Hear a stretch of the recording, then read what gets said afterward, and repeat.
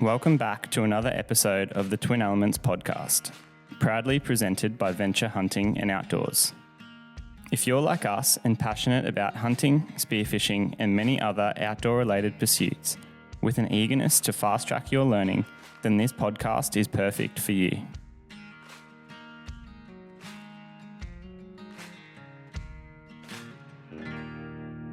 Alrighty, legends, welcome back to another episode of the Twin Elements podcast. Today, James and I are sitting down and we are revisiting one of our very best and actually probably the longest hunt duration adventures that we've been on to date. This is a little bit of a throwback way back to September 2023, where James and I actually slogged it out for around 20 odd days hunting elk in a limited entry unit in Montana in the United States of America. So hopefully by now you've all been and seen the film over on our YouTube channel. We released that film shortly after the trip finished.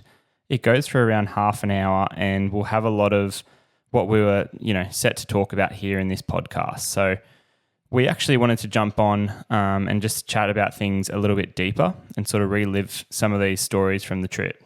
We also have plenty of good news, so if you like this podcast and have loved the cinematic film in the past, then please, make sure you're following us on YouTube, subscribing to us over there, because in the next couple of months, once we're back from this America trip, we're going to be releasing an 8-part sort of vlog-styled film series from this old hunt with plenty more footage and behind-the-scenes clips. So make sure you stay tuned for that one. As per usual, we will also be answering a few FAQs at the conclusion of this podcast. FAQs which have been sent in by you guys, your fellow listeners of the podcast. So as always, if you guys have any questions, please email us directly at info@twinelements.com.au. Please use the subject line FAQ. And for those of you that are on social media, please send us a DM through to our Instagram or Facebook at Twin Elements, Ayden Doumtsis Outdoors, or James Doumtsis Outdoors. Without further ado, we'll jump into the podcast. So giving you guys a bit of background history and context to this hunt, this is what we would call for sure a once-in-a-lifetime hunt. So I was incredibly lucky to draw this tag. I only had 1 point at the time.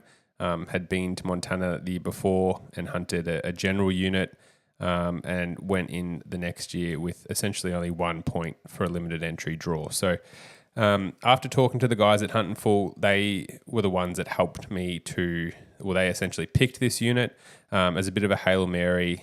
And after talking to those guys, after I actually drew the unit to get a bit of context for the video, and obviously later down the line this podcast, it worked out that my draw odds for successfully drawing that tag in that unit was about 1 in 300. So there's only 50 tags a year that are issued in that unit, of which 5 go to non-residents. So pretty small draw pool. Was incredibly lucky to be able to draw one of those tags, and obviously led to a fantastic hunt where I'm sure a lot of you guys have seen in the video. We had an incredible amount of elk encounters. We were pretty fortunate to get onto some private property, which originally we thought we were only going to be able to hunt for a couple of days. And just a call out for Hunt and Full once again. It's probably, they didn't necessarily make the trip in helping me draw the tag. That was just purely up to luck. But they definitely helped make the trip in terms of the hunt strategy that I had going into this would have been not nearly as robust and not nearly have as many options if I hadn't spoken to them. Even with all the background knowledge, which I tried doing myself, really was nothing compared to what they had done. They actually had one of their advisors who'd guided in the unit before, and hence why I actually got onto this very competitive private property and was able to hunt on there without a guide, just sort of because they vouched for Ayden and I, which was fantastic. But yeah, we had a couple of options. Originally, the hunt was going to start on public and then lead into private. So we did a little bit of scouting there and then went on to the private, where we were only meant to have a couple of days. But due to cancellations of some other hunters, we were able to extend it and do a combination of private on the same property and some BLM access that was pretty close to that private. So end up not needing to go on to the public, which was fantastic. Not to say that the public over there don't have great hunting opportunities. In the same year that I shot mine, there was plenty of 350-inch bulls that got shot on the public ground. It's just that only about 10% of the unit is public and 90% is private. So it's one of these units that you are sort of dictated on where you can go, and you end up hunting a lot of BLM and private property. So during the hunt, you would have seen that we got into plenty of bulls. For me, I was looking for one over the magic 350 number. That was sort of the objective that I had in my head. It was probably a misconceived idea. Now knowing that, well, we don't really know how to judge even red deer or fallow deer here in Australia very well, let alone trying to score an elk where you're not that around all the measurements and how long a brow tine is and so on and so forth. So it was probably a bit naive to have that number in my head, and probably should have just been going off a big mature bull. Obviously, as you've seen from the film, like the biggest giant bulls, which we knew that lived in this unit that we did have some encounters with, you can very much tell that they are a giant, and that was sort of the top end that we're going for. And it did make it a little bit hard, having only been hunting over in the US once for elk, and obviously getting the bull the year before and being very happy with that, to then go and get this tag. Like I did say, I probably would have rather go in another 5 or so years, but you can't help when you when you draw the tag, and we certainly made the most of it. So that's sort of the background introduction of this hunt. And I think one other thing that's sort of important to, I guess, discuss what really sets this hunt aside from other hunts in Montana is just the high population density of elk in the area. I guess being a limited unit means that they're selecting more for trophy size and potential rather than like hunting opportunities. And as you would have heard us discuss on plenty of the other podcasts relating to elk and hunting in the US, some of these general units in Montana might have 18,000 tags distributed for, a general licensed hunter, of which, only 10% or so might get filled, but that's still a whole lot more elk being harvested and shot by hunters, let alone the ones that are potentially wounded or taken by predators in the winters and all these sorts of things. So this unit in particular definitely had an increased population density of elk, as well as what seems to be an increased sort of bull to cow elk ratio, which you guys might recall us talking about when it came to like fallow bucks and does. And this directly translates to like increased rutting action during the rut. In our example, we saw lots of bulls in this unit. We had lots of really close encounters with bulls, and it doesn't matter necessarily if it's just a young spiker or a little, what they call, raghorn or something like that, something with the brow tine and a couple of points. These bulls are still running around, getting the herd bulls pretty agitated and pissed off, and basically that results in better rutting behavior and better rutting displays, which, there were some evenings where we were sort of walking back to camp well after dark, and you could hear 20, 30 bulls sounding off and bugling, and obviously, there's less pressure associated from other hunters in this sort of limited entry unit, which helps to make, this rutting behavior play out more naturally. But definitely there is a component of if you can say one bull to one cow or as close to that as possible, not saying that that's the case here. There was probably, 10 cows to one bull still from what we were witnessing, but that one bull has to fight way harder to get those 10 cows to, from another bull compared to if there's 20 or 30 cows available. They kind of are less, it's like if you've got $10 to your name, you're going to fight a lot harder than if you've got $1 million, I guess. So that's just something to keep in mind as we go through and sort of talk about this hunt. So this hunt actually started on the 31st of August, which was a couple of days before the season opener, which was going to be the 2nd of September. We started off on public and then transitioned to private. And one of the big key sort of aspects of this, one of the key features of this first couple of days was it was actually really, really hot. Midday temperatures probably pushing sort of low 20s, which for an elk, as we'll discuss, is quite hot. And I imagine a lot of them would have just been hiding in sort of the deepest, darkest, thick timber. Another thing was because it's daylight savings over there, they were massive days. Like we were getting up at probably 4 a.m. most days. setting out, hiking out, trying to get to a vantage point because obviously with it being so hot and early season, they weren't really making noise, and just try and get glass on the mountain and try and see some elk essentially. We obviously saw none, as you would have seen in the video, on the public ground, but once we got to private, we were able to locate some bulls. We saw a herd of 14 bulls, which is more, it's funny because it was like the first day of hunting season. They're all small bulls, but it was more bulls than I'd seen, my whole period on public the year before. So that was quite refreshing. But even though they weren't making noise, they were still bachelored up and still pretty locked down with the heat. So we'd stay out most of the day just because we were trying to increase our chances and just glass and hope that something either made some noise or popped out to feed in a low gully or a dark shadowed pocket. Though we didn't really have much success.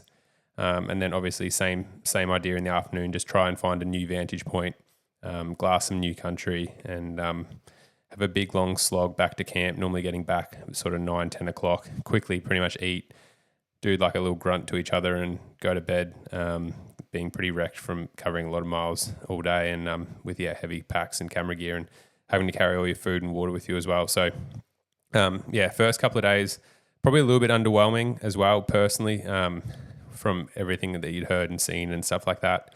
Everyone said it's going to be this crazy, hunt and unit and you're going to shoot a massive bull straight away and blah, blah, blah. And I probably did let it get to me a little bit. So it was a little bit sort of underwhelming those first couple of days where we weren't seeing a heap of elk, definitely no bugling and not that much or no rutting activity. Hadn't even seen any cows yet, which was a bit concerning.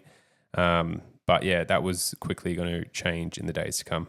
So as James was sort of alluding to there, as the hunt sort of went on and as the days ticked away on this big adventure, it's almost as if the light switched on and suddenly where we were seeing, the odd bull or the odd couple of cows, we started seeing, cows and bulls together interacting, started with a lot more satellites and younger bulls sort of traveling the ridge tops and, the gullies and things like that.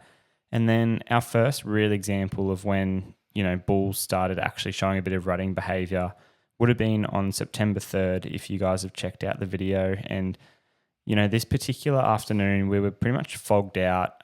We weren't quite sure if it was sort of even smoky because we'd had, wildfires up near Canada, in the weeks previous. And some of the early days when it was warmer in the afternoons, it was really hard and difficult to sort of glass into the evenings just because there was this layer of smoke around the mountains. But this morning, what made us, sure that it was obviously fog was that it had been super wet and rainy and we'd actually been in our tents just because we couldn't really film or do anything in the early part of the morning. And obviously that's one of the challenges of trying to document the hunt and film and stuff.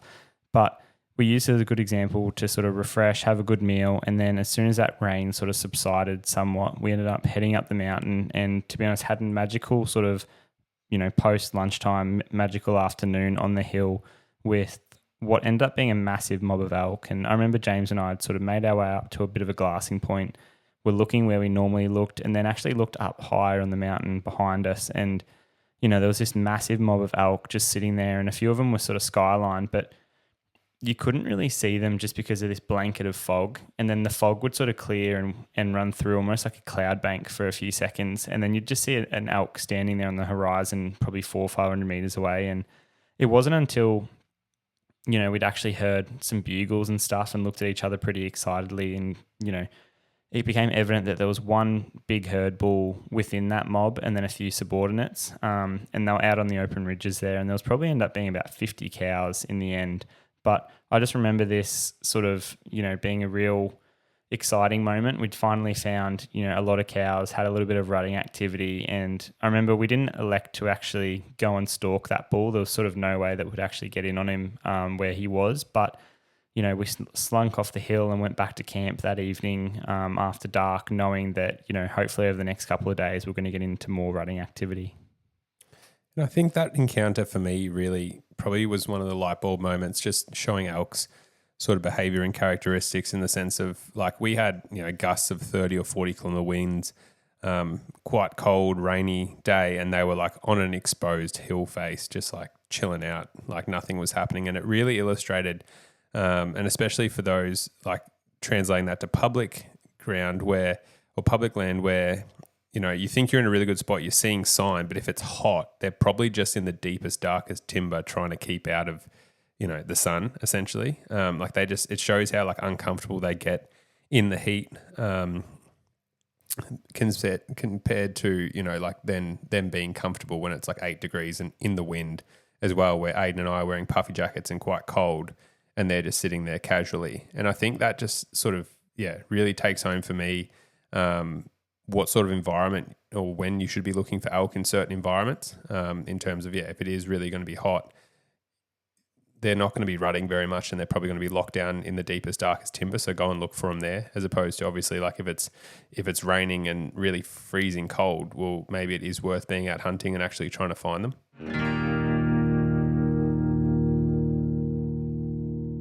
Venture Hunting and Outdoors is Australia's premier hunting retailer, with the mission to give Australian outdoorsmen and women the resource they deserve.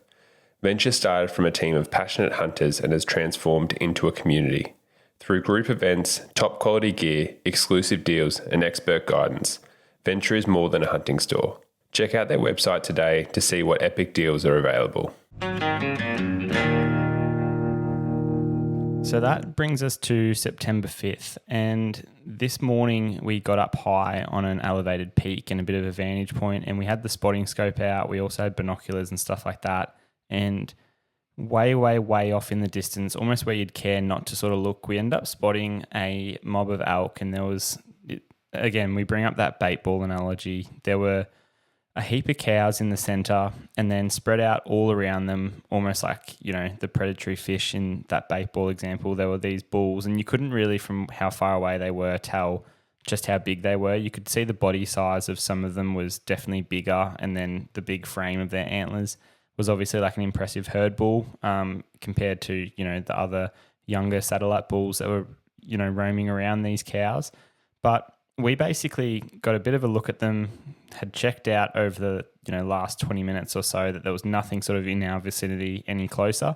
And we thought, what the hell, we're just going to make a mad dash over there and sort of basically take a mental tab as to where we thought they'd end up for the afternoon. And it was basically that they were heading to this big patch of timber. So we basically spent the next part of the middle morning into basically lunchtime getting over there. As we said, it was probably 5 miles away. And by the time you traverse that with, all the topography and little gullies and draws and all that type of stuff, it had been a bit of a hike. But we'd put ourselves in a really good position on some new country where we thought that, this mob of elk were sort of going to be hiding. And as it turns out, in hindsight, they'd obviously gone through there and just kept going. But what was pretty cool was that there was actually one solo bull elk. Well, we didn't know it at the time, but we just sat there above this patch of timber, sort of waiting in a really good spot to hopefully, have a bit of action for that afternoon. And I think we let out a few location bugles on our way there. Nothing really fired. But then around 2 p.m, sort of later in the day, we'd been sitting on this ridge for a little while. Nothing had really replied to us. And eventually something did. And I'll let James, get into it a little bit here, because he had what I'd just call a back and forth bugle match with this one particular bull elk. Yeah, so we were pretty high up on the ridge, sort of getting to the edge of where we could hunt, and where we anticipated that herd might come back out for the afternoon. And we did a bugle, and almost sort of behind us at this, bugle came out of this thick, dark patch of timber, which we'd sort of circled around. And so we dropped back down the ridge and, we're sitting across from this, and it just developed into this absolute screaming match between me and, this bull in the timber. And where that patch of timber was actually on a landlocked bit of BLM land. And there was neighbouring places that had access to it and could have hunted it. And so we weren't actually sure. There was a little bit of discussion between Ayden and I whether this was actually a guy in there that was bugling back to us, just from some of the squeals and whatnot that was coming out of this elk. We weren't really sure. And anyway, we pretty much sat there for like an hour, just bugling back and forth, glassing into the timber, had the spotting scope in the timber, and could not find or see, anything that resembled an elk in there. After, probably an hour, maybe a little bit more, outwalked this incredible bull, which probably is one of the biggest regrets of the of the hunt. He was a very, very respectable bull. We actually stalked him again later in the trip, interestingly enough as well, probably 5 miles away. But it's interesting putting all the footage back together and being able to piece it all together. But he was an awesome bull. And I think in my head, and this is where I'm talking about the dangers of not being able to judge bulls, very successfully, and having probably too much time. I didn't even really stalk this bull, to be honest, which in hindsight was pretty dumb, because he was a solo bull responding to our calls, gave us plenty of opportunities. Like sat there he came out and sat there raking a tree for probably 10 minutes or so on the other side. And definitely could have, with the thermals dropping down, we probably could have dropped below him. He ended up coming down the ridge anyway and coming up to our side and then moving across the ridge. There definitely would have been a chance there for a very, very good opportunity that anyone in their right mind probably would have and should have taken. But once again, just sort of, talking to people and knowing what other potential monsters lived in this unit, and it being only a couple of days into the season, still having 14 days or so left of hunting, obviously opted to pass. But in hindsight, probably should have given him a bit more time of day and stalked in, but he was a very impressive bull, and definitely one I would have loved to have taken, but it was good to practice all that bugling with a real bull elk. And that's where I think for me, it's definitely an important, distinct moment for me, because I remember sitting behind the camera and for the first time, I just felt like we'd left the cup sort of, half full, and not, taking an opportunity that we should have. And I remember, because I was there to obviously document the hunt, and it was totally up to James with his decision making as to, what bull he wanted to take, what stalks he wanted to do. But I just said there's a massive difference, because he was sort of, doing some pieces to the camera saying, oh, we've just passed up this bull, will I regret it later or will I not, And as it comes, we had so many other opportunities, but I just remember saying, you didn't pass up that bull. Like, you passing up that bull would be you getting into bow range and putting an arrow on the string and, having him walk past where you could have shot him. And I just said it's important, with so many opportunities, not to just think it's going to happen. And I remember, we left that experience absolutely over the moon. As James said, we just had a bugle off with this bull, let him walk away, didn't disturb him at all.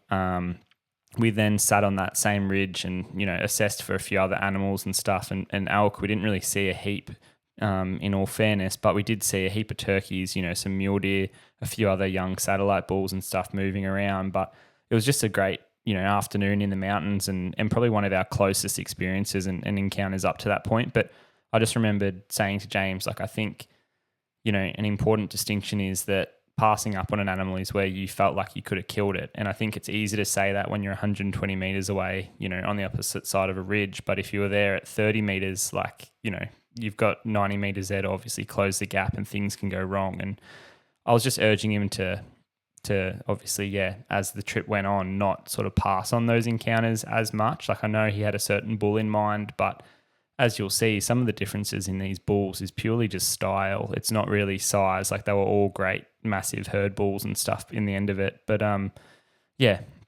we it was cool going back to camp that evening, and having a bit of a laugh as to this bugle off that we just had with a bull. So the next couple of days, we had some pretty cool encounters, back and forth, sort of hunting more so around camp.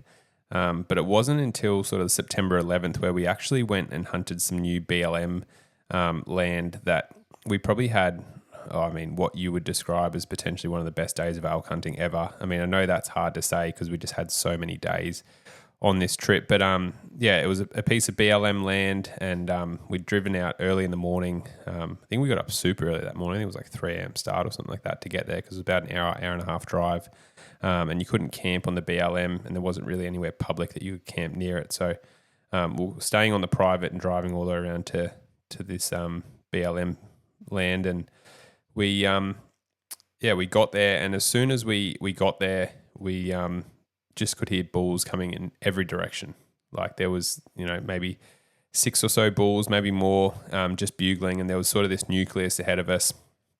And we started making our way over to this area, and I remember all these elk, they were just coming around silhouetted up on the mountain, and we could see, like, as they sort of moved around the mountain, they became more silhouetted. And as the sun started to rise, we could actually identify how many elk were actually up there. And we, one of the big bulls that we identified pretty early up on the hill was a big 6x6. He was losing a few of his cows, and he had this big limp, which we ended up seeing later on in the trip. And there was, a few other bulls fighting and carrying on, and a couple of 5x5s, another 6x7. But there was just all this, action going on. And I remember looking, off to the side just as the sun sort of was getting to the point that you could pretty much actually see, and seeing this massive framed bull, and we couldn't really properly see.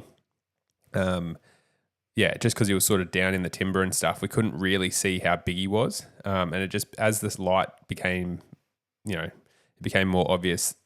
He was probably 800 to maybe a kilometer away. And then, once the sun actually rose properly, you could identify that this bull was actually a giant. One of those ones that, we've got photos and whatnot of him, and showing to people, like it's one of those ones that, would have been everything over probably 380 inches. He was sort of the bull that I'd had in my mind that we were coming here for. And obviously got us very excited. He had a couple of cows, and was being very quiet off to the side, wasn't really making much noise. And the thing that gave this bull away was he had massive G4s. So we affectionately named him Dagger Boy or Daggers, or Hellboy, depending on what the day was, just because of his ridiculously big frame. And with this hunt, we dropped down and moved in, and we ended up getting in right where he had his cows tucked away in this really, really, really thick bit of aspens. And with the wind and everything, no matter how we sort of approached it, we couldn't sort of get in there without busting the cows. And I just remember getting on top of the ridge, and it was fairly open. There was this sort of tiny little open meadow, and we'll set up about 35 meters off him, and we're bugling at him, and he was in the aspens bugling back at us, and we could see the tops of the trees shaking in there, and him screaming at us. We're screaming back at him.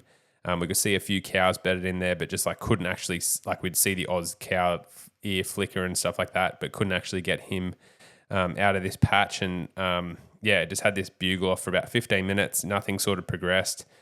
And sadly, we ended up sort of slipping around, and I think one of the cows either winded us or saw us moving, trying to relocate position. And they sort of moved off, gave one sort of bugle maybe 100 meters out of this patch of aspens, and that was it. But for me, I was very, very, from that moment, sort of probably wrapped up too much so in this bull. He was obviously a once-in-a-lifetime bull. And there's not many people that shoot bulls like that anywhere on private, public, in any state. I probably had my hopes and dreams set a little bit too high on shooting Hellboy, but it was an amazing encounter nonetheless. To be so close, and potentially if he'd decide to walk out, could have been my day, but wasn't to be that day.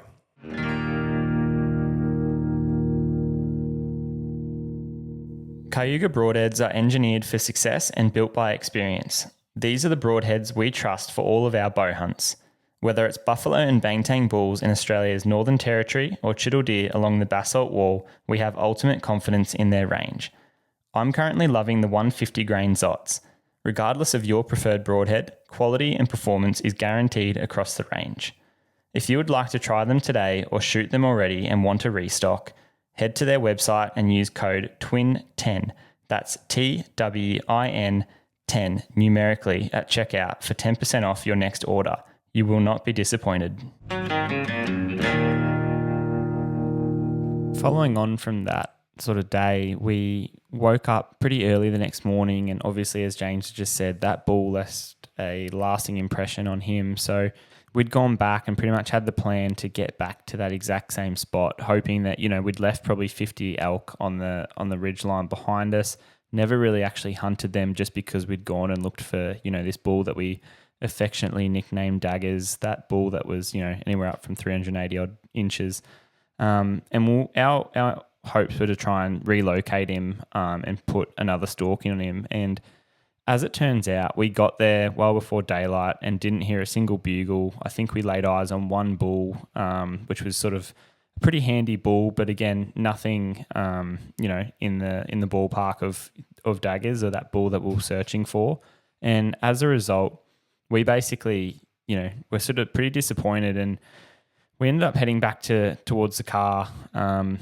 Just to try and get to another spot. And we actually ran into a little old lady who was very, very sweet. And she'd informed us that she was actually spraying weeds that morning, and her team of weed sprayers had scared what we assumed to be the mob of elk that we were there to sort of target. And this had all happened in the first, hour or so of daylight. And that's why we weren't able to find these elk, where we left them to bed the night before. So she was very kind and actually gave us a lift and said, come over to our house and you should come and speak to, my son-in-law who's, manages the land and allocates who can actually hunt on, these certain blocks and things like that. And he was very kind after speaking there and meeting him and just getting a whole rundown of the history of the area and all these types of things. And just, again, a bit of an insight into where we were hunting, the type of people that manage that area and whatnot. It was really, really cool insight. But he pointed us in the right direction for that afternoon and was very kind to let us go and hunt a certain area. And we ended up heading up this tight little gully, and we basically followed it right up to a point where we could start overlooking a few of these deeper gullies and draws where we assumed the elk would be coming out of. And in a straight line, it wasn't actually really far from where we'd been the previous day. And funny enough, it wasn't until we sort of looked back at footage, but we heard a few bugles, crested over a bit of a rise and after a bit of a hike, and were able to get in on this mob of elk. And it was just in time before an absolute downpour occurred, and we got eyes on what ended up being a really nice 360-inch bull elk. And this was the same bull that we'd seen the previous morning, was a really big 6x6 with that limp. He had a limp in his hind leg from memory, which made him quite noticeable. And he was pretty pissed off. He'd obviously been fighting and probably been bashed or, defending his herd from other bulls and was a little bit sore and grumpy. So he was trying to just, chill out in the middle of this mob of cows. But with the amount of satellite bulls surrounding him, he just have to keep getting up. He'd bugle really frustratedly and then try and sit down again. And James and I were just sitting there watching this all unfold until that rain shower hit, and we sort of try to pack up the cameras while filming as best we can. But it was just one of those afternoons where I just remember this rain coming down, belting down really, and we were pretty wet and cold, but we just watched this mob of elk literally unfazed move across the ridgeline, and all this rutting activity occurred before us. And it was just one of those moments that you look back on. And again, we didn't even elect to stalk this bull, which James can probably dive into here for a second, but it was just one of those moments and, scenes in front of you that play out. And it's kind of nice to also not interrupt it sometimes and just watch nature just go about its business, and to see these cows and bulls interacting and then the rain coming down pretty hard was just magical. This podcast is just turning into James's regrets. It's like my counselling session. But no, this bull was probably another one of my big regrets from the trip. Just once again, ignorance and probably stubbornness taking advantage of me. And I actually remember Ayden being like, he is a really big bull. You should go and look. Like, we should go down there and stalk him. I'm just like, nah, it's not Hellboy. It's not daggers. I'm not going for him. Like, I was pretty fixed on trying to see him again and get in on him. I remember seeing this bull, and it actually went bigger than 360. It was the property owner measuring it. So someone actually took this bull a couple of days later and measured it at 372. It's obviously a very, very big elk. But I remember looking at him and thinking, he's like an incredible bull, but he's not, the bull. And I probably thought he was a little bit smaller than what he obviously went. And so, decided to probably sit there at 100, 120 maybe, again up on the ridge and watch him. Once again, like really, there was a lot of eyes there, but with the satellites and him having to move around and stuff, we had like a pretty good amount of cover where we could have slipped in and had a really good stalk on this bull. Just opted to once again just sort of watch him and and not take advantage of the situation, which, again, dumb. But one of these things that you learn, and hopefully right now in September, I'm not being that stubborn, and hopefully I'm throwing myself at every opportunity, which is sort of what I've promised myself this trip, and hopefully having a lot more fun because of it, and hopefully a few less regrets. But definitely one of the big regrets of the trip, not stalking that bull. A few, I guess, characteristics of this stalk and why particularly for me it was a bit of a lost opportunity was one, because again, we'd had that encounter earlier in the trip where we'd said, oh yeah, we passed that bull, but never actually even went and stalked him. Like there was a difference for me from saying, oh yeah, he's in a good spot, we could kill him if we wanted to, and then actually going down and trying to put that on the line and seeing how good we were. And to this point, we hadn't really actually stalked a bull with the intent of killing it, except for Hellboy. And even then, we got to like 35 or 40 meters, but we never really even saw the bull or had an opportunity to draw back or do anything and practice what we were preaching. So this one, for me, we were sitting there at, like 100 meters, 120. And what you probably can't appreciate from the footage is just how good the actual line of approach was. And then like we had a few really dark, like sort of steep gullies that we could get behind, and the topography was perfect to hide both, the hunter and the cameraman. And I remember there was a few other opportunities earlier in the week where, there was a bull elk by himself and he was, responding to our calls, or there was a bull moving across sort of a ridge line. But with two of us and in pretty open sort of country, there was no way, in my opinion, we were really going to get in on them, even if it was the bull. Whereas this situation was just perfect and screamed for, a bit of a stalk. And I think similar to what I was saying earlier about this bull just being super agitated, where he was bedded within the mob was actually closest to us. And from watching them for probably half an hour to an hour, anytime a younger bull circled down below him where we were, sort of like would have been closer to our approach, he would get up and race like 30 or 50 meters away from the cows down and sort of aggress towards this young bull. So in my opinion, if we were able to cut the distance from 100 meters, 120 down to around 50 or so from where he was, which I thought the topography sort of allowed, and then maybe rip a bugle if we couldn't get any closer, then in my opinion, he might have actually come down to be like, hey, who's in my vicinity? Like, piss off. And if not, even if they started getting up and feeding away, which the cows obviously did towards the end of the encounter, we might have been able to just intercept him as he was a little bit slower and sort of towards the back of the mob. And they're just a few like sort of characteristics that stuck out in my mind. And it's just things that, we didn't obviously, decide to stalk in on this bull, but it was just things that regardless of if we did any stalks or didn't, we talked a lot about what our approach would be, and we're trying to play the situations and scenarios in our mind just to keep us sort of sharp. And again, I do think this was a bit of a lost opportunity, not because of how big the bull scored, but purely just because what I was trying to remind James a few times was that not only is he trying to shoot a magical bull elk, but we're trying to achieve it on film, and it's just not going to happen, without much effort as we sort of, obviously start figuring out as these days sort of start to slip away. And whilst it seems like there was an encounter after encounter after encounter, and then there truly was, there's a lot of time, on this 20-odd day trip where there's nothing's happening, or, you start a stalk and 20 seconds later it's busted because of the wind, or that mob runs somewhere else, or whatever have you. There's just so many different variables that it's hard to truly portray in the film. So now falls the anniversary of when I actually shot my first bull in Montana, which was September the 13th. And obviously a very special day. Got up that morning.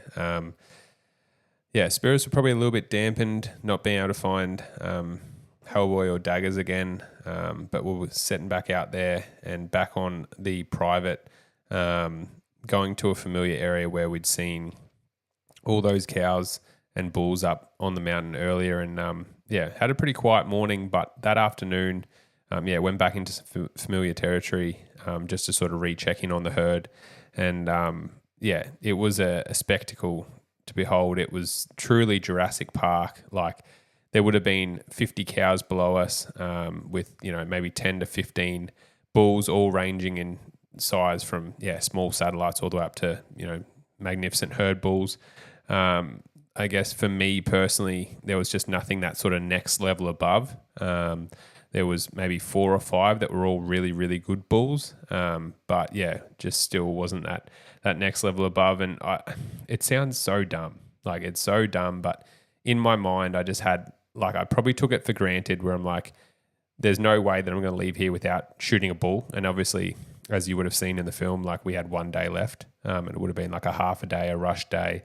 Wouldn't have left us time to go to the airport or go back to Bozeman and clean our gear and pack and all the rest of it. Like, it was literally going to be like a half day morning of hunting. We would have been probably packing out stuff, all afternoon, pack up, drive back, pretty much not sleep, clean our gear, get on the plane, which obviously would have been a crappy ending to the trip and potentially still not shoot a bull. But yeah, for some reason in my mind, like, I just, from talking, probably had too many people in my ear about how good this tag was, and probably a bit too picky on what bull I wanted to shoot. But nevertheless, this afternoon was, pretty special, just sitting there, pretty low expectations of obviously not actually moving in once again. But yeah, just being able to watch these bulls like urinating, kicking up dust, like digging their antlers into the ground, flicking them up. A few bulls fighting and stuff, just carrying on, absolutely mayhem, bugling. I don't know. It was a really, really special afternoon. And it just, to be honest, it sort of keeps raising the bar on what, obviously these high density elk hunts, what it can be like elk hunting. And it's going to be interesting going back to, the public this year with really, really low densities. We're just excited to hear a bugle, but I mean, that is the beauty of this hunt, and obviously why there's so much competition to get these tags. But yeah, to be able to witness it and then obviously get it on film so we can relive it every day and whenever we watch it, was really special to Ayden and I. This was probably one of those encounters where, like, we referred to it as Jurassic Park just for the amount of bulls doing crazy stuff below us there on the bench. Like, as James said, anywhere you sort of pointed the camera, and I could just picture David Attenborough sort of narrating what was unfolding before us, where if you were to describe out of the whole trip and everything I've experienced elk-wise, which is only like this one trip, to be honest, I'd just show people this, like, scenes or highlights from this afternoon. It was just the way the ridge before us was sort of lit, and the way there was some bulls like just sleeping on the edge of this massive cows because they were so buggered and probably beaten and bruised from fighting. And then there were some other bulls, as James said, that were just like raking up dirt, smashing saplings, urinating on themselves, bugling.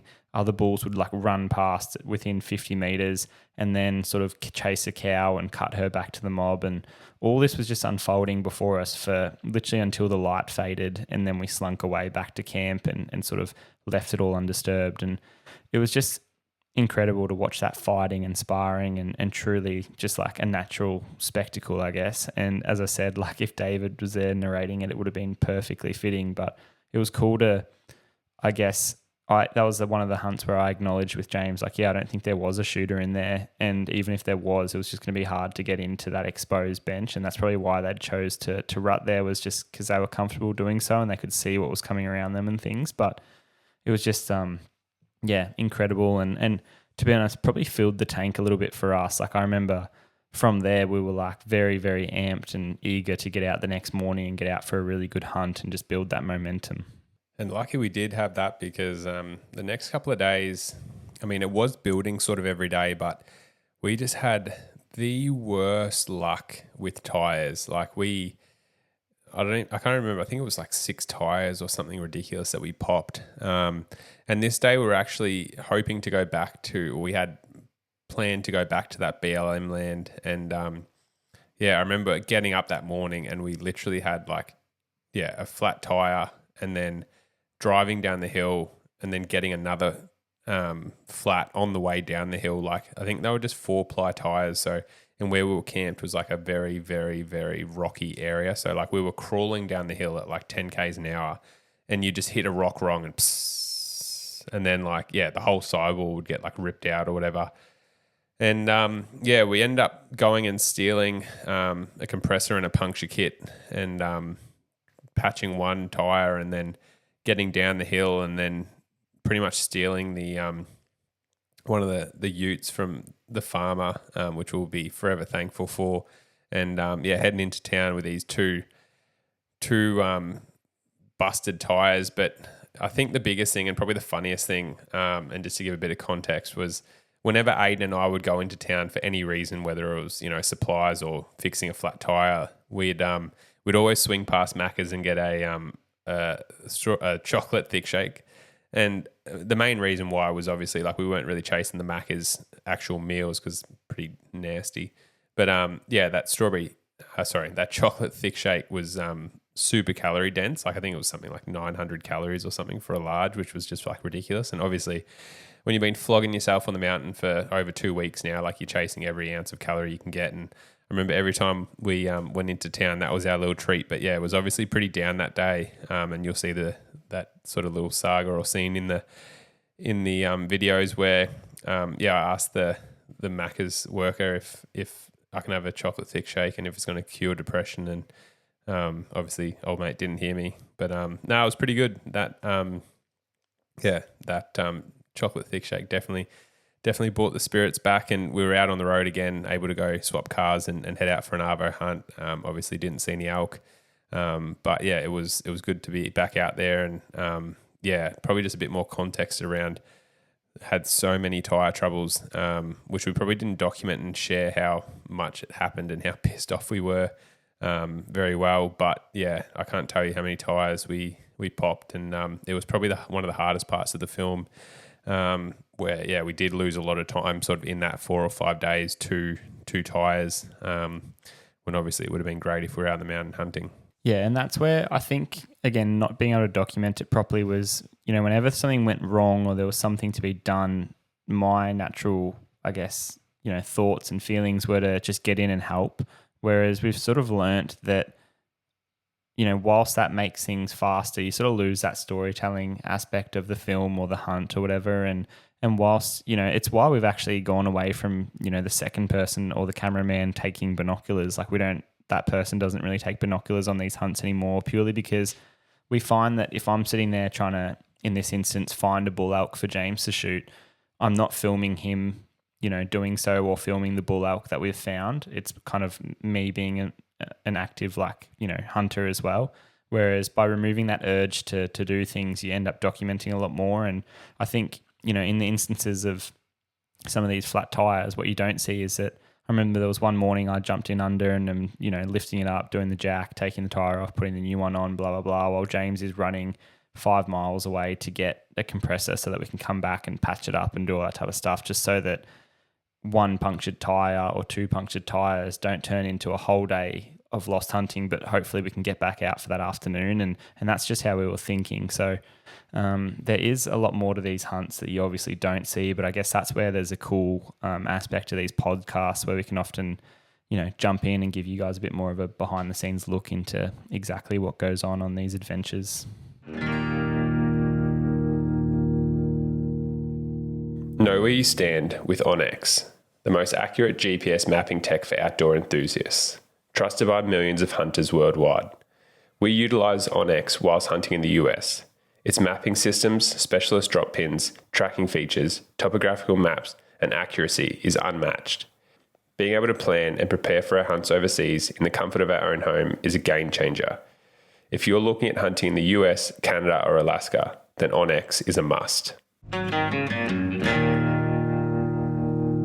With the rutting encounters building, we're just getting more and more chances every day, as you guys have seen. But one really, really cool encounter that I'm sure Ayden and I will never forget was a bull that we affectionately named Clubby after the encounter. And he was had 5 points on one side, but only a club on his right-hand side that sort of come down past his eye almost. And I remember we were walking up this ridge and there was bulls bugling all around us, and it was sort of getting on in the afternoon, and this bull bugles and sort of erupts out, and all we could see was his left-hand side, which is his 5 side. And I was like, oh, this could be an all right bull. And anyway, he comes out of the aspens, and then all you see is Clubby, and he walks out and comes up to us at 5 meters, super close, and he's just sitting there, does this little bugle or whatever, and you can hear him breathing. It's so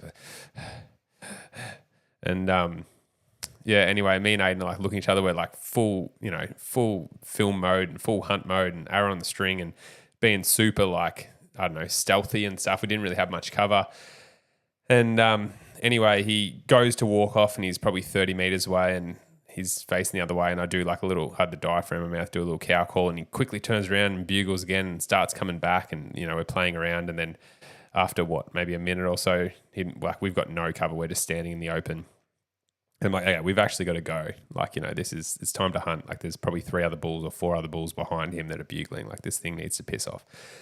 And I remember we like go to walk off and old mate just like sitting there looking at us. Just like, nah, don't care. Like obviously maybe full rut mode. I don't know. Like maybe that's club is putting pressure on his brain. I don't know. But he, did not care about us at all. Like just sitting there, completely not fazed by these 2 humans like walking around and stuff. And you see the line, like if only there was a big one that was that dumb, but he did not care about us, like pretty much just walked off, sat there, looked at us like, maybe 30, 40 yards the whole time as we walked off and ran up the hill to go check out these other bulls, which there was, one that we got in on, but just sort of ran out of light. But yeah, I just remember Clubby just being like the most casual elk you've ever seen. And it would have been nice if he was a massive, massive elk and did not care about us, but it wasn't that day. I think in all fairness, he was probably a bull where if on a general tag, I would have definitely taken him just for how unique his antlers were. And for those of you that haven't seen the footage, I urge you to go and do so. It was from the date was September 18th, and you see this bull, run into 5 meters or so, and he's got this drop tine looking antler, but it's actually his main beam, and I dare suggest that he's damaged his skull or his pedicle or something like that previously, and it's something that he'll obviously have moving forwards for life now. But what it was is the antler basically dropped from his right hand side antler and came down probably 10 or so inches, but it was super thick and then formed this almost like club or a big ball at the end of it, and it was just wonky and so unique. And then, as James said, the way he come into a few yards, like I just remember like looking through the viewfinder with our smallest lens and then kind of like taking my eye away from the viewfinder just to see how close this thing was, because I could hear it breathing and I was kind of like missing the encounter for what it was because I was looking at it through the camera. And I remember like taking my eye away and being like, holy shit, this thing's going to like step on me here in a second. And then, as James said, he walks away, and instead of like letting him just walk away to the timber, James just gives him a cheeky cow call, and this thing stood over us again and comes running back into within bow range, and we stand up and start moving, and this thing was just like, wait, but where's the cow? And it was just, it was one of those encounters that was just truly magical. It was so cool to have, this massive big bull elk just right on top of you and breathing on top of you, and hopefully that comes out in the footage that you guys can see. September 19th was a huge day. It was a massive day. We were on this herd of elk pretty much from first light. We climbed to a central ridge and were sort of glassing, and we saw and we could hear them, and then we looked there and they were on this open face. And Ayden and I essentially started moving in that direction. Probably got there maybe like 7:30 as these elk were climbing the biggest ridge that we had access to hunt, but probably also one of the biggest hills in the unit. And these elk went up sort of 1,500 feet of vertical elevation. And so Ayden and I took the backpack off, and we're sprinting up this hill after this herd. And there was one bull in particular which I called Hercules because it was this big 6x7, had this little kicker, but he looked super heavy, like even for his length.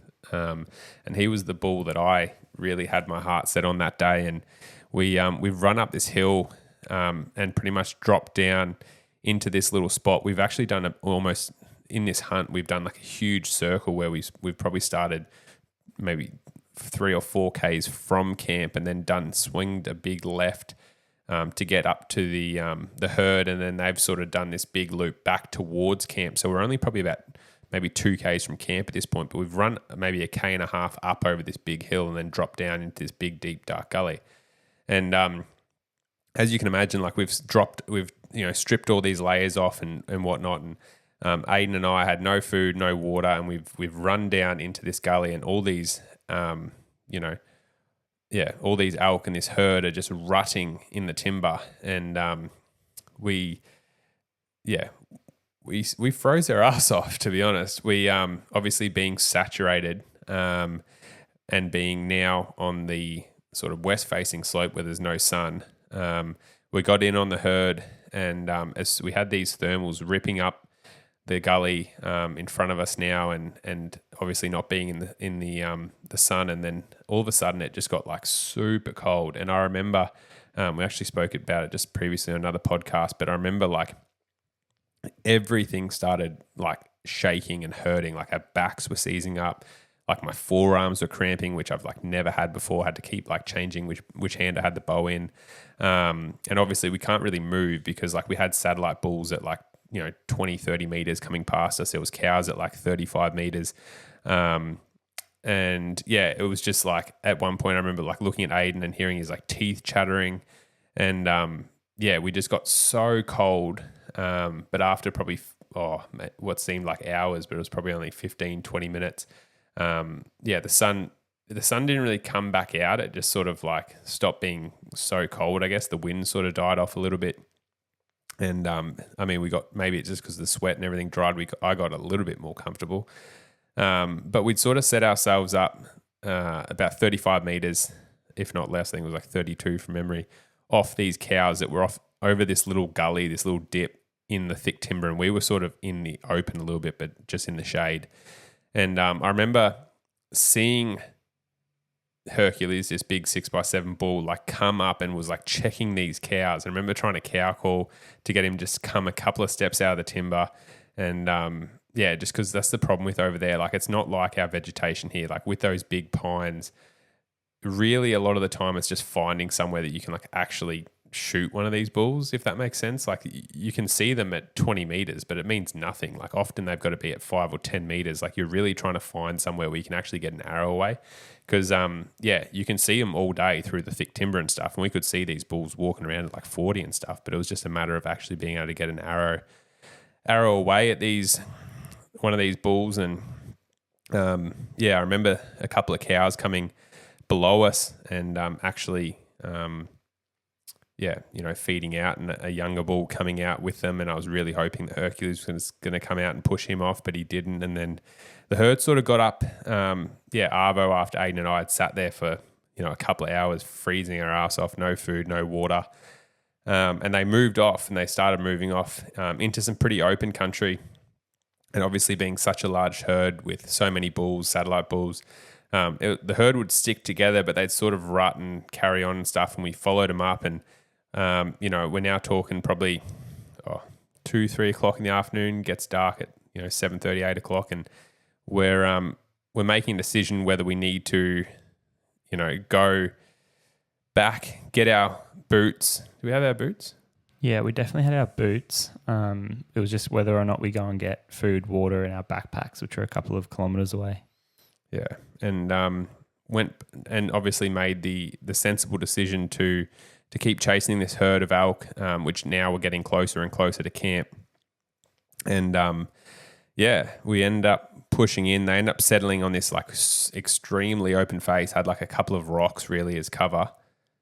Yeah, and to give a bit of perspective here, like you can jump over to the Twin Elements website, and one of our better prints, one of my favorite photographs that we were able to capture from over in America, it's titled Elk Ridge, and we've got 2 different variations. There's a portrait one and a landscape one, but you can see this bull that James is calling Hercules, as well as a couple of satellites and then a heap of his cows just up on this open exposed ridge. And we were just sitting there, and I remember sitting there going, holy crap, that's actually like beautiful and a stunning photograph. And it was just on this golden ridge and all these elk just sitting there, and it makes it look warm and cozy in that, just with the colors and the hues and everything. But I remember just being so cold and exhausted. And as James said, we were sitting there going, do we go and follow him? And again, following him isn't trying to just stay on the tail end of him. It's trying to think, where are these elk going? And we're jumping on Onyx and stuff, and we go, holy crap, we've got to go all the way back around, up over this hill, get around the far side, and then come in with the wind right on them. And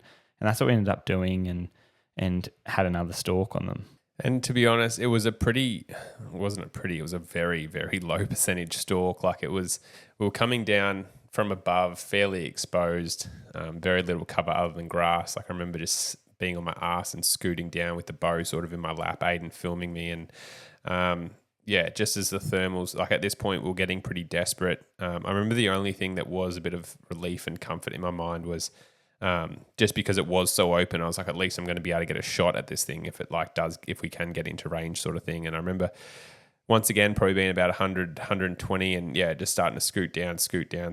And I'm not sure, I honestly don't think they winded us. I think it was just the sort of the movement of the mob where, they started moving. And then I think some cows got below us and actually winded us, and that sort of alerted them and they've all taken off. But it, that was pretty much the end, of which it then just sort of left us in a bit of a weird position where we were about a K and a bit from camp.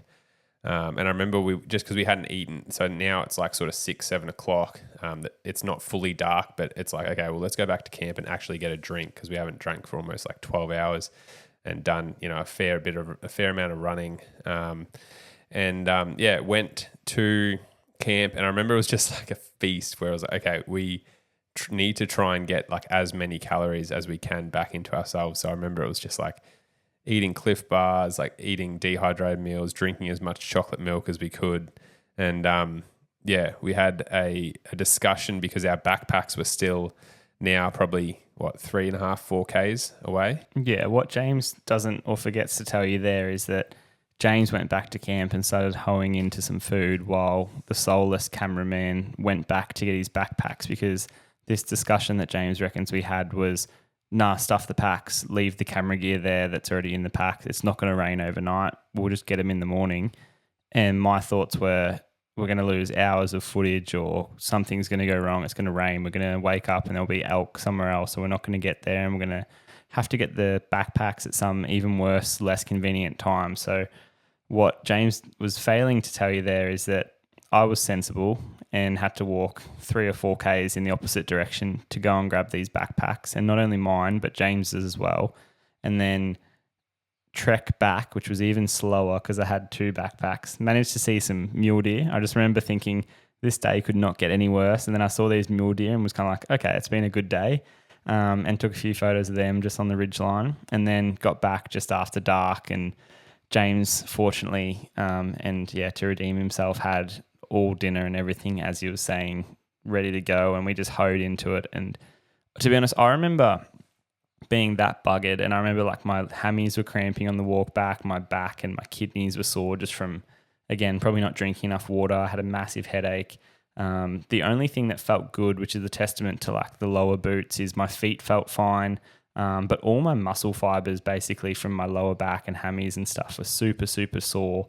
And I just remember genuinely being worried about, for 20 days now, we'd pretty much backed it up every morning, getting up at 4 a.m, hunting all day and that type of stuff. And I remember just getting like this mindset in my head of like, geez, I hope I don't wake up tomorrow morning and I'm just buggered, like can't get out of bed sort of thing, or at least feel that way. And that's probably where the strength of having 2 of us obviously carries through. And even though we felt that way for a short bit of time, just getting a hot feed into us and doing, things that way, jumping straight into bed, and then, getting up the next morning and just not giving ourselves the option of sort of quitting was a massive thing. And something that I look back on and definitely like proud of, I guess, is the fact that we were able to back it up and rightfully so, as you're about to hear, because it ended up being a massive day for us and for the film and our adventure.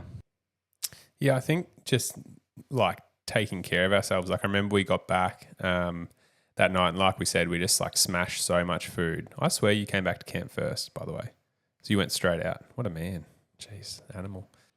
Yeah, well, I didn't see the point of traveling 1.5 kilometers in the opposite direction, sitting down, eating, getting full, smashing water, everything like that, and then just traveling 5.5 Ks the other way to come back even later in the dark, because from memory, my headlamp was probably with the packs and I wanted to get there before dark.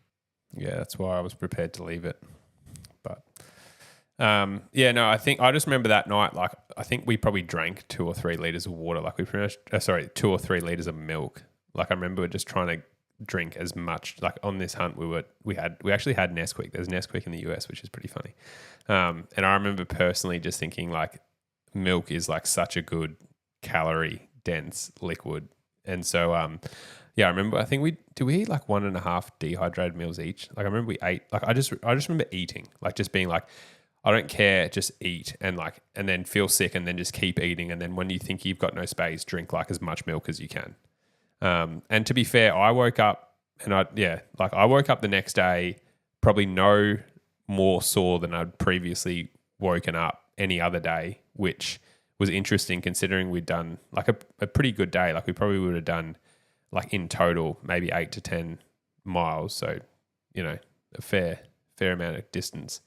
And like obviously running up that big hill and stuff and then not eating all day. But yeah, I just remember being like, okay, I actually don't feel like shit.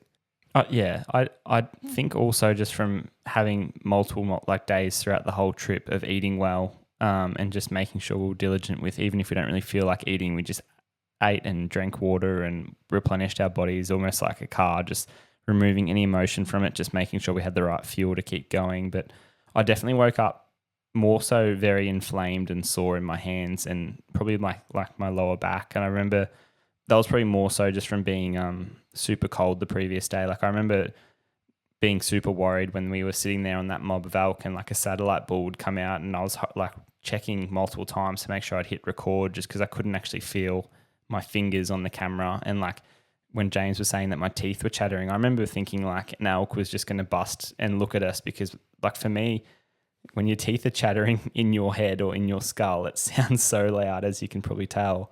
And I just remember being like, how are these elk not hearing this? Like that's how loud it was and off-putting, I guess it was. So it was definitely the coldest day hunting I've ever had, probably if not, the coldest day I've ever experienced. And it wasn't temperature-wise any real different to anything else. It was just shows you the difference of like when everything goes badly. It hadn't even gone badly, to be fair, but just we'd failed to, meet the requirements of what that weather and those conditions sort of need. And again, running up and down from before daylight, trying to get to the highest point. And then as soon as we laid eyes on these elk, recognizing they had to run a couple of miles to get in front of them, and just sweating in our base layer thermals and not having any warm clothes to put on as wind, shields and things afterwards, just exacerbated that problem. And, it's funny because now we look back and you don't remember it as sort of being that bad, which is the cool thing about a lot of these hard things you do in the moment. It sucks and you're kind of like, this is the worst thing ever. And then it's the worst thing that you've done this far is what you got to sort of remind yourself. And then there's always the next thing, and you just keep layering and putting experience over the top of it, which, hardens you and refines you to, being able to more capable to do the next hard thing. But I guess that day was sort of required to get into the next day, which is ultimately when James shoots his bull elk. And yeah, sort of for that reason, September 20th is always going to be a favourite of ours in regards to Montana and the USA and hunting. Originating in Texas, USA, Numa Outdoors has formulated a durable, breathable, quiet and comfortable camouflage lineup for all terrain, seasons and pursuits. You may have seen us across our socials running the new Renegade lineup in our recent Northern Territory adventures. That's because the Renegade lineup is perfect for early season, hot and humid conditions in the heat. We're pleased to announce that the Numa camouflage lineup is stocked exclusively by Venture Hunting and Outdoors here in Australia and available now. Head to their website to check out the whole range today. So the big day started pretty typically like all the rest of them, except maybe with a different feel. Like it sounds silly, like it was our last full day of hunting. But yeah, even then there was no doubt in my mind still that, we were going to get it done. Ayden may have thought otherwise. But yeah, I don't know. I knew, like in my heart, soul, fibers, pinkies, whatever you want to say. I don't know. I thought we were getting an elk, and there was probably at this stage maybe a little bit of, I don't know about doubt, but just stress. There was a little something there, but it was like, I don't know, like it was just because every day was getting more and more. Like it was like, yeah, we were. I definitely think there was doubt because for the previous probably 3 or 4 days, there were bulls that we were like, yep, we're going to shoot you. And we couldn't shoot. And we kind of realized how hard it was to actually shoot a herd bull.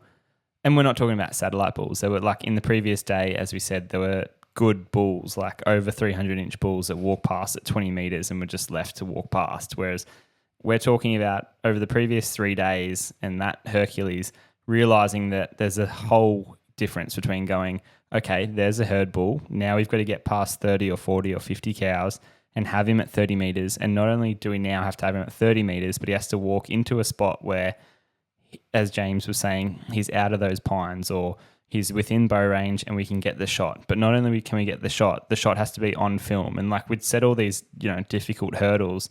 And I think that's where I was kind of like probably more realistic as to like, this is not just happening. And thankfully I was wrong. And it wasn't that I was wrong. I sort of actually agree with what James is saying. Like I believed I don't think we would have got up this morning if you didn't think that we were like, as James was sort of saying there, is edging closer every stalk, every day, every minute of this hunt, getting closer and closer and closer to achieving our goal. And like you could have looked at it and said, it's taken us 20 days and we're no closer to shooting a bull elk. Or the way I think we reframed it is like, we've spent 20 days refining everything to get it done, when we need to. And that's sort of a massive thing with mentality and mindset. I think that put us in a good stead for this morning. And I think the other thing too was there was like a lot of little moments that obviously didn't go our way in the hunt or stalks before it that like very easily could have, like even looking at like daggers, like Hellboy or whatever, like, 35 meters off him. Like there was so many circumstances that,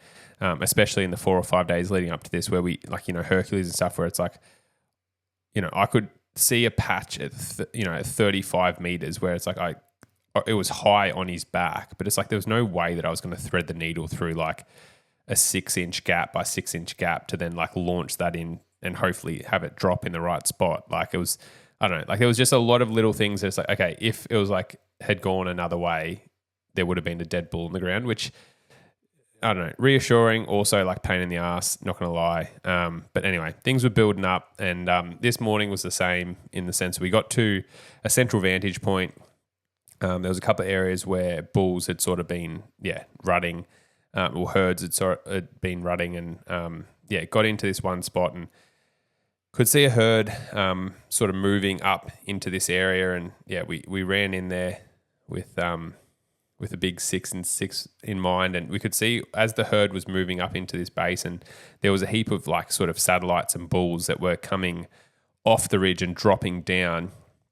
One in particular was a big 6x7 that sort of walked down and bugling and, tried to stop him, drew back when we were like 35 meters away, but he just never pulled up and sort of walked. He actually went up into the creek and had a drink and stuff. And there was bulls up on our right that in hindsight probably should have just busted, but was a bit concerned with like scaring them off and had this bull at like 60 or 70 where you could see his antlers, him drinking and in I think, would they be willows, those little bushes sort of things?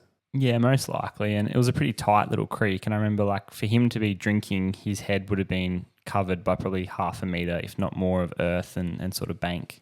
Yeah, and should have just been less sort of cautious of these other bulls and stuff and just really pushed in there because he pushed out and came past it. I think it was about 50 or so metres and same thing, like gave him a couple of oys trying to get him to stop and he didn't stop.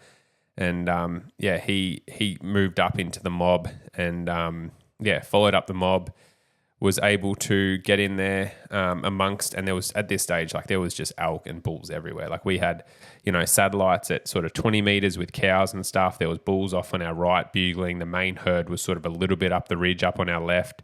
I remember just seeing this bull, which I actually thought was the same bull as the one that was in there before, the 6x7. He came across the creek with a hot cow and bugled right in front of us at 40 yards and I'd already ranged the cow. And I just remember drawing back, settling the pin and letting it fly. And as you see in the video, like just as I shoot, he goes and takes, a step, which resulted in me hitting him, 5 or 6 inches further back, like low, but further back than I had thought. And I was a bit, to be honest, one of the conversations we'd had with the property owner the day before was people hitting bulls in this area And people thinking they've killed them, and then they go up there after half an hour and they jump up and run off. And anyway, one of the blessings of videoing is being able to review the footage. And as he's running up, he does this half moon of maybe 50 meters or so, falls over, and then he's lying there and then gets up again and then sort of walks down into this bush. And it was a pretty isolated bush, like had very open, areas around it. And so we could see quite well, but couldn't really see into it very well. And all the other elk came down, obviously, and they're looking into it and stuff. And after probably 10 or not even probably 5 minutes or so, one of those moments that goes for a lifetime, they all sort of moved off. But we reviewed the footage and we could see like a lot of blood coming out of him. Okay, that's great. But just where the shot was with being so low and a little bit back, we were just concerned that, it may look good, but it may be one of these moments that we're pretty close to a boundary as well. Probably only 500, 600 meters off a boundary fence too. So we didn't really want him jumping up and running off. And so we gave him a fair bit of time, and we ended up going back, getting a spotting scope, setting it up. I could see his antlers, and it's one of these things that you're like looking into this bush and you're like, oh, I think he's dead. Like, I don't think his antlers are moving and stuff. Then you're like, oh, maybe he just took a breath. I don't know. And I remember just sitting there and how long did we give him? An hour or two? Yeah, I think we gave him an hour. And to be honest, like chiming in here, I think rightfully so. Like what I think you failed to mention is that you initially ranged the cow at 40 meters. And then not only does she walk a couple of steps away, but he then comes across the creek, chases her even further. So when you actually shoot him, he was probably closer to like 47 meters or 48 meters, I reckon, which accounts for the drop. And then, as you said, like I think your line was perfect, but you're probably like 6 to 8 inches low. And I honestly think you're so lucky that he did take that step forward, because if you had have hit where his leg was straight, I think if you had have hit him 6 to 8 inches higher, you would have heart shot him at the top of the heart perfectly, if not bottom of the lungs.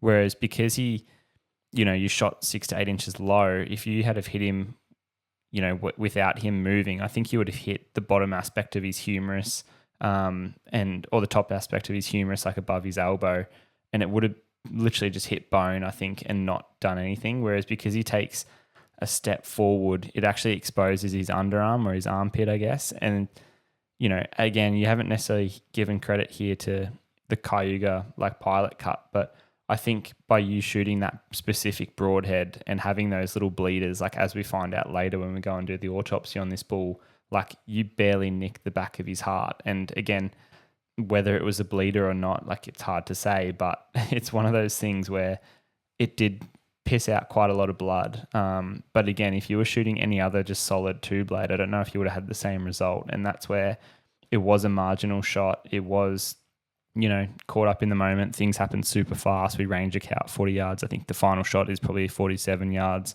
It's one of those things where this broadhead and this setup definitely gave you a bit of room for error.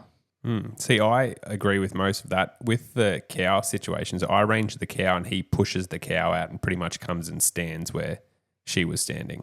So he was at that distance. Like, I know that. Yeah, I don't know. I remember looking at the footage and I could barely see the cow when I videoed her, and you said she's at 40 yards. And then he comes down, crosses the creek and goes up near that bush, which I reckon was about, if not. Let the people decide. Well, your arrow's about 6 inches shy, so you're either stuffed up or you stuffed up your range, but either way. Definitely agree with what Ayden was saying about the pilot cut. 100%.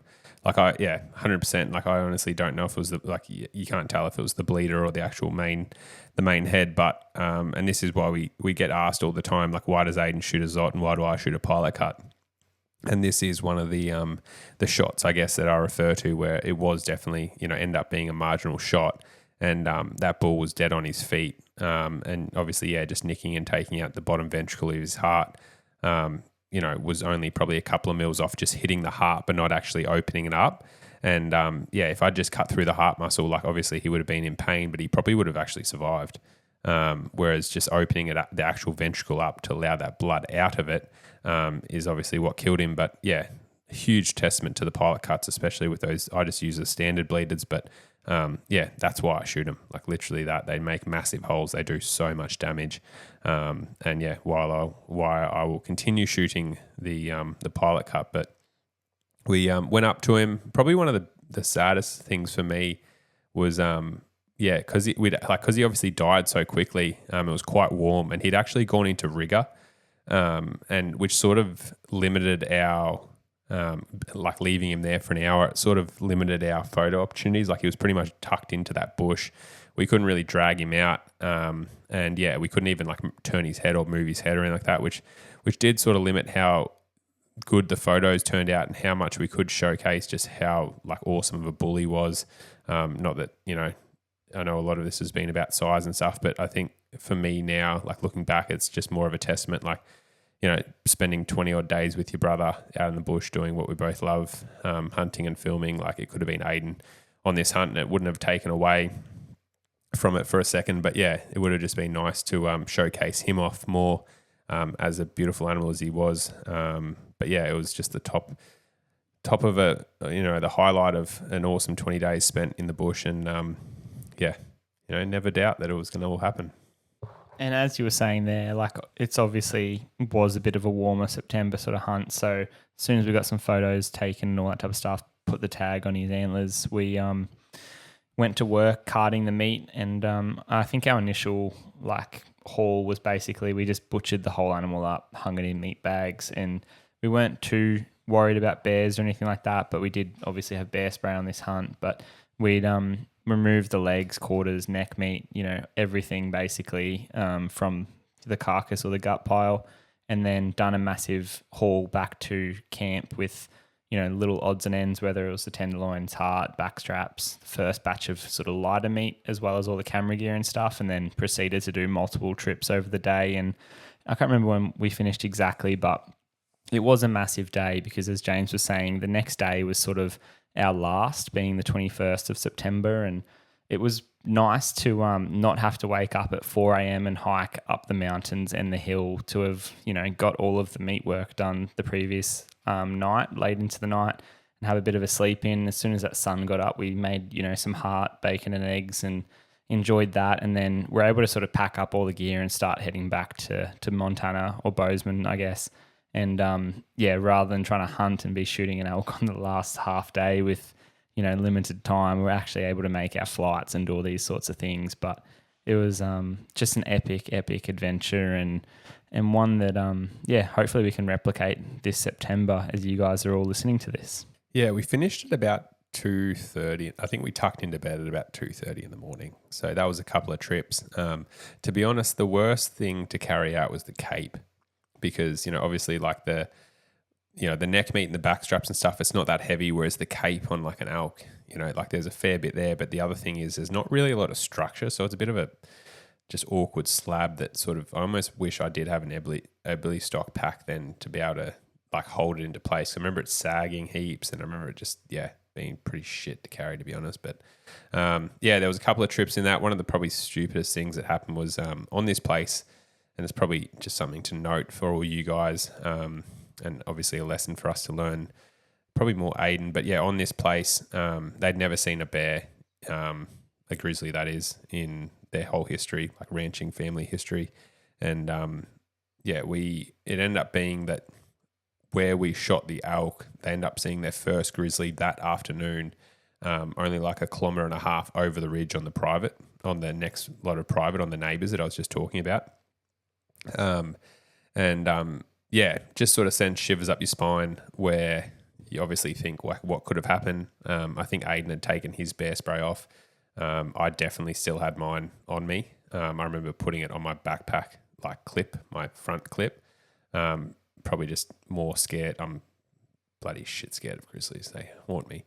But yeah, even this trip, so where we're going this trip and mainly focusing, where you'll be, hopefully we're, I don't know, are we going to be tagged out by? Probably not. But yeah, where we're going this time, there's apparently no grizzlies ever been seen, and I will still be carrying bear spray. I do not care. Even if a bloody mountain lion or a black bear jumps on me, I will be prepared with bear spray. So yeah, but it was an awesome carry out. Like Ayden said, it was nice not to have to get up at 4 a.m. the next morning. I remember it was the shittest day out. It was crappy, rainy, windy. Was very thankful to be in there eating heart and bacon and eggs for brekkie, and actually being able to go back and clean all our gear properly before we came back to Australia and actually see our friends over there in Bozeman. And it was a fantastic end to an awesome adventure, and hopefully we can be reliving that right now over there in the US.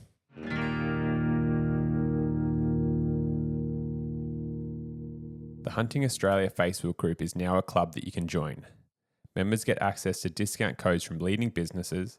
You can acquire your New South Wales R licence membership, and every month they run incredible giveaways with thousands of dollars worth of top tier gear, but also give away guided hunts as well. So if you want to learn from the best or go in the running to win some incredible gear or maybe a hunt of a lifetime, or just want to be part of the greater hunting community, make sure to join the Hunting Australia group. Use code TWINELEMENTS to get 10% off your membership. Alrighty, well, hopefully you all got a sense of just how epic that adventure truly was. James and I have such fond memories, and to be able to share that with my best mate, my brother, is something that I'll take to the grave. You guys can all obviously go and watch that now on the Twin Elements YouTube. Simply search Against All Odds, as we've called this podcast suitably. And then also keep an eye out for the upcoming 8-part series or vlog series where we sort of unpack a bit more of, the behind the scenes sort of stuff.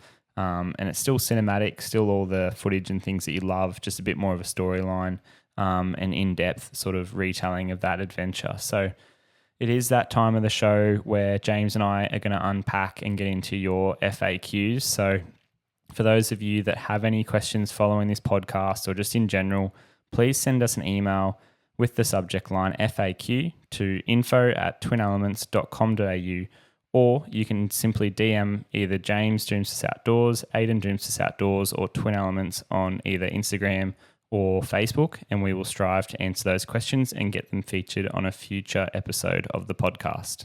So this first question comes in from Sean from Port Macquarie. So he emailed us, "Hey fellas, what is your ideal distance for a bow shot on both bantang and buffalo bulls? RE safety concerns on large, dangerous game." So this one might sound a little bit silly and sort of maybe arrogant to say, but honestly, just as close as we can possibly get, generally, whether it's a buffalo or a rabbit, with any animals that we're trying to hunt, we're not necessarily worried about them noticing us and sort of, using that as a big reason to sort of pull up at, say, 50 meters and send a long bomb.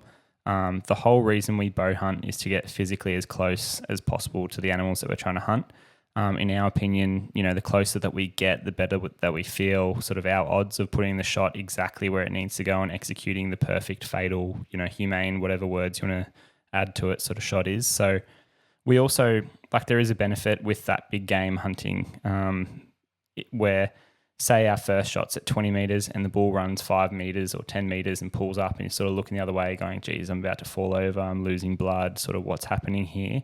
You can put a second shot in. Whereas if you start pulling up at perhaps the end of your comfortable range at 50, one, to sort of, be out of that danger zone and do a rougher or riskier shot, the second, or the likelihood of putting in a second shot is a little bit reduced, I think, if they run the other way, because then it's out to 70, 80, 90, 100 meters.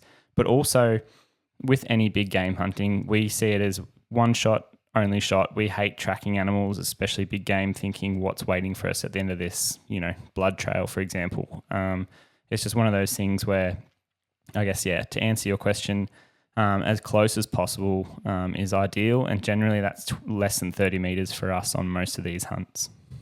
I'd probably add in there, a lot of the time, it's not something that we take into account, but a lot of the time we're hunting them in, semi-wooded timber. A disclaimer on as close as we possibly can would probably be if it was on an open flat. If you've got a scrub bull or a bantang or a buffalo and it's just completely open and the grass is only ankle high.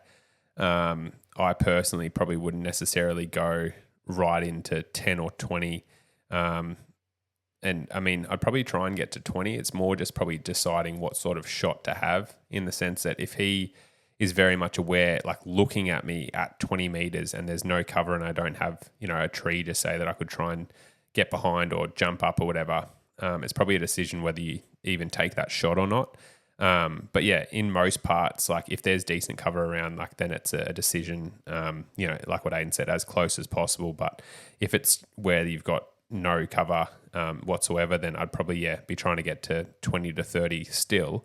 But just try and kneel down in the grass as I take the shot, for example. So you're well within range, but you're just trying to not skyline yourself, or especially if they like know that you're there, for example, just try and limit the risk of them coming your way. But yeah, it definitely would be something I'd be thinking about, but it wouldn't, impact my decision to be like, oh, okay, I'm going to like stop at 50 because I think, that's going to be easier. Like, I mean, if you're on a big open flat, like they're going to chase you down, not that much easier from 50 as they are from 30. If anything, you're probably going to do a slightly worse shot, which means it's going to be easier for them to chase you down. So, still try and get in as close as I can, but just probably be more cautious of when I shoot and picking my shots if I think they're like onto me. But then that's, just hunting buffalo and scrubbers and bantang in general. Like you don't really want to just put an arrow into them. Like you really want to make sure it's a good shot because they do have a large margin for error. Just because they've got so much blood, they can, you may kill them, but it's just more a fact that you may not find them because they're going to run away. And a follow-up to Sean's first question, he says, do you always prefer to shoot a bantang or buffalo bull standing as opposed to a bedded animal? What are the pros and cons? Fantastic vids and podcast, boys. Keep up the great work. Thanks very much, mate. Sean. So I personally would rather shoot one standing, but it's not limited to. As you would have seen in my hunt, part 2, I think it was day 2, I snuck in on a really good bantang bull and had him bedded and was very, very tempted to shoot him bedded. It was about 45 minutes. We were sitting in there at sort of 20 meters and then the wind ended up swirling and he ran off. But he, at stages was sort of arcing, leaning a bit back. It's just generally when they're bedded, they sort of tuck that elbow up and it does limit where you can shoot. But there was times where he had his leg forward and stuff that I probably could have shot. It was more just... We knew there was plenty of good bulls there. If that was my one opportunity and I didn't think it, I probably would have had that shot. But it was just more there was a pretty expensive price tag / hunt resting on it as well. So didn't really want to risk that on a potentially more marginal shot. So I just decided to wait and obviously didn't win that coin toss and he winded us and took off. But definitely wouldn't be scared. To shoot a bull of any type bedded. Just making sure you're getting, there's a fair bit of bone in the way there. So just making sure you're getting good sight picture and just, can hit where it needs to is probably the only consideration that I've got. I guess adding to this just slightly is, with all of these big game, I really like, especially like as the season goes on and some of these animals lose condition, is visualizing the rib cage. And you can actually sometimes see, especially with like scrub bulls and buffalo, bantang less so because a lot of these bulls are still in pretty good condition, but you can see where the ribs are literally sitting, and when they're about 1 inch to 2 inches thick and you've then got a little bit of intercostal muscle and skin, it sounds silly, but if you can get to 20 meters and that animal's not moving, all it's doing is simply expanding and contracting, inspiring, expiring oxygen, and you can time it that I'm going to hit that sort of high double lung shot at 20 meters and hit between 2 ribs so that the entry isn't punching through bone, like thick rib bone, then that's just going to lead to a more effective shot. And that's something that, definitely considered, and having watched plenty of footage back, it's something that I'm always mindful of on these big animals. But I think just with any bedded shots, as we've said in previous podcasts, like the bow hunting bedded boars, there's just less anatomy in terms of things going our way. Everything's generally more concealed or hidden and protected by greater amounts of sort of armor, whether it's bone or sort of poorer shot angles. So that's probably why, especially on the bantang and buff, when they are so big and strong and big animals, you just want to nail that perfect shot first time, opposed to having to do follow-ups. And the last question comes in from Trent Smith. So we've got, "G'day, I don't know if you can help or point me in the right direction. I would like to bow hunt a scrub bull in the top end. Is there an outfitter or someone you recommend? Any help would be greatly appreciated. Thanks." So as far as we know, there aren't anyone doing, like scrub bull or whatever hunts specifically, where like that's primarily the hunt that you can do. I do know that through Cayuga Adventures, they often have plenty of really good quality scrub bulls hitting the deck, but that's more of a boar sort of hunt. But they are quite competitively priced in terms of the hunting adventure. I think the scrub bulls are a bit of an add-on to that. But that is definitely one aspect to look into. That's not necessarily, the NT, but that is in North Queensland, Australia. And then as far as, great guides that we've had really good reputation and, hunts with, it'd be Big Country Safaris. They've got some big cranky sort of shorthorn bulls out on their concession. And then obviously Dingo Creek Hunting, which is where we've done a lot of the Bantang and boar hunting up there near Coburg Peninsula. I'm sure if you got in touch with any of those guys, they'd be able to at least, discuss options for a hunt like that or put you in the right direction. So that would probably be my 2 cents on the question, but thank you very much, Trent. Well, that wraps up another podcast, guys. As you are hearing this, and as you would have got from the most recent podcasts, we are actually in the US at the moment. So we hopefully are tagged out by now on a few different critters, whether it be antelope, deer, or elk. But we did want to just take a second to mention a few new affiliates and brands that have come on board that we are going to be working with into the future. So the first one that we're super excited about is Carnivore Collective, making great mincing and salami sausage making gear. The next one is Walk and Stalk Game Bars. So they do a fantastic game bar and also a lift kit, which is a little pulley system for butchering out in the field, as well as their Walk and Stalk bars. Actually fantastic, as you can use it to drag animals. You can also use it to shoot off. Use the binos off. A super handy bit of kit, very versatile. We've got the Iron Gate knives, which make fantastic knives, whether it be in the kitchen or whether using on butchering out in the field. We've sort of got the complete collection there, really. We've got the knives, we've got the butchering kit, and as well as the hunting, and then we've got the mincing and sausage making kit. So we've got the perfect collective there. We've also got Hunting Australia, which is the Hunting Australia Facebook group. So they have come on board, just trying to increase the community that we've got here in Australia, and really grow that. So they have some fantastic giveaways on there. So if you want to join the tribe and community, you can do so. But really happy to be working with such great companies and brands. And hopefully you guys can get around them too in the future. Yeah, I guess it's important to note there that we will be getting some discount codes available to you guys, our valued listeners, in the coming weeks. So make sure as soon as we get back from the USA, we'll get all of that up and running. So don't obviously wait too long. Make sure you get over there, check them out if you're in the market for a mincer, knives, anything like a game bar to be butchering your deer and game animals more cleanly. If you were looking to make a purchase and want to wait for a discount code, we should have that ready for everyone in early October.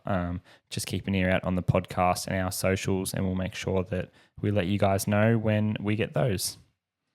As usual, our valued listeners, you guys can get 10% off all our prints on our website by using the code The Twin Elements Podcast. So that will give you 10% off 40 prints. We've got honestly one for everyone, whether it's for your home office, whether it's for your office at work, whether it's for putting up and around the shops, presents for yourself, loved ones, partners. There is something there that everyone will love. So make sure to go and check them out. There's plenty of different sizes. And for you guys, our loyal listeners, you can get 10% off by using the code The Twin Elements Podcast. So get around that one, guys, and thank you for your support. Lastly, on the topic of support, please continue to subscribe, review, and rate this podcast. James and I put a mountain of work into each and every episode, whether it's researching different things, just talking about our experiences, or reliving past adventures and stories. We absolutely love it and see this going long into the future. But if each of you who follow us and, continue to support the podcast, can just recommend it to a friend, share it on, a Facebook group, hunting group, whatever it may be. It helps us out immensely, and hopefully we can continue to grow this community and keep sharing basically our experience and from our lessons learnt through many, many failures. But there are a few successful stories, as you can hear here, with this podcast, which I've really enjoyed doing today. Against all odds was one of those things that I still remember the phone call that James, shot over to me as soon as he got the tag. He basically said, stop everything that you're doing. We're going on the hunt of a lifetime, and it's pretty cool to say that it lived up to that plus some. So we'll see you guys on the next episode of the Twin Elements podcast. Thanks for listening. Thanks, guys.